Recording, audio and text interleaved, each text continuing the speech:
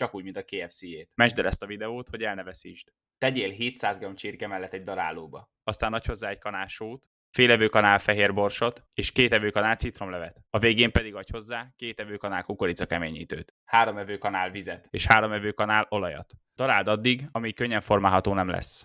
Vegyél ki egy csipetet és formázd nuggetseket a kezeddel. Ha ez kész, forgasd meg őket zsemlemorzsában, még jobb, ha pamkómorzsa, hogy könnyebben tudj panírozni. Most pedig vegyél elő egy tálat, tegyél bele kukoricalisztet és negyed pohár búzalisztet. Ízesítsd be sóval és fehérborssal, és adj hozzá vizet, hogy tempura bundát kapj. Keverd addig, még olyan állagot nem kapsz, mint a videón.